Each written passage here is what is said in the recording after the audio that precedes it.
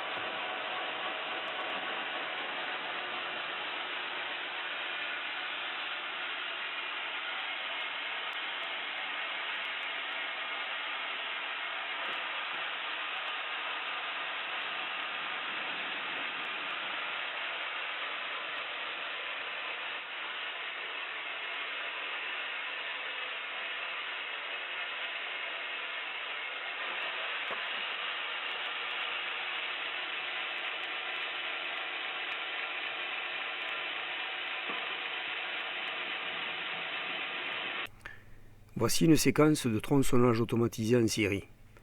La machine va analyser le tronc qu'elle réceptionne, puis optimiser les coupes en fonction de l'épaisseur des planches désirées. Le séchage du bois peut être effectué grâce à 2 procédés, soit de manière naturelle, soit de manière artificielle. Le séchage naturel consiste à laisser le bois à l'air libre, souvent à l'abri de la pluie. Il est entreposé en laissant une circulation d'air entre chaque plot au moyen de cales. Le bois sèche d'environ 1 cm par face exposé à l'air par an. Le temps de séchage artificiel d'un bois dépend de plusieurs facteurs: la teneur en eau avant le séchage, la section, l'essence, etc.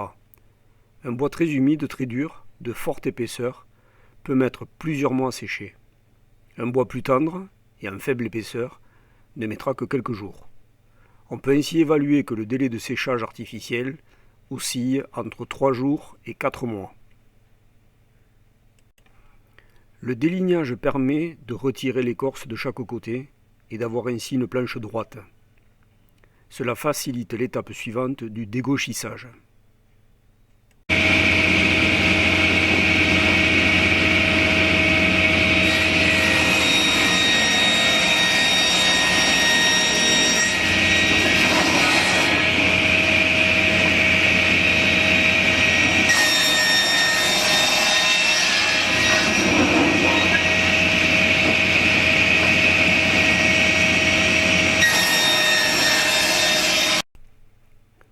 Le dégauchissage permet d'obtenir un champ et une face de référence plats, lisses et perpendiculaires entre eux. Ces deux surfaces de référence sont identifiées SR1 et SR2, surface de référence 1, surface de référence 2. On utilise pour cela la dégauchisseuse qui enlève de la matière sur chaque face choisie. Voici le principe de la dégauchisseuse. Elle est composée de deux tables, une table d'entrée et une table de sortie, séparées par un outil d'usinage. La différence de niveau entre les deux tables permet de déterminer la profondeur de passe, c'est-à-dire l'épaisseur de bois enlevée.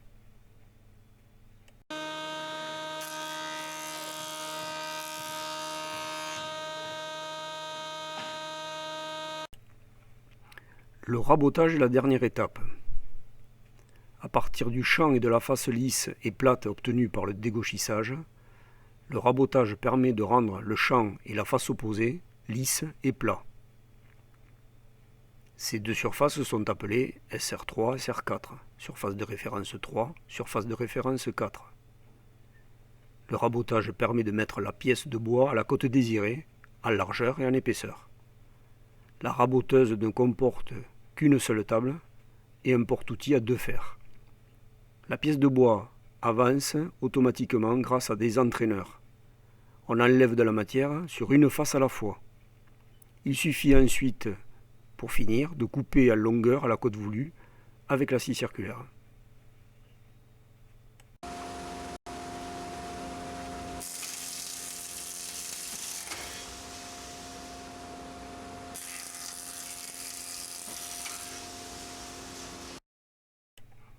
Les EPI ou équipements de protection individuelle sont indispensables pour travailler en sécurité.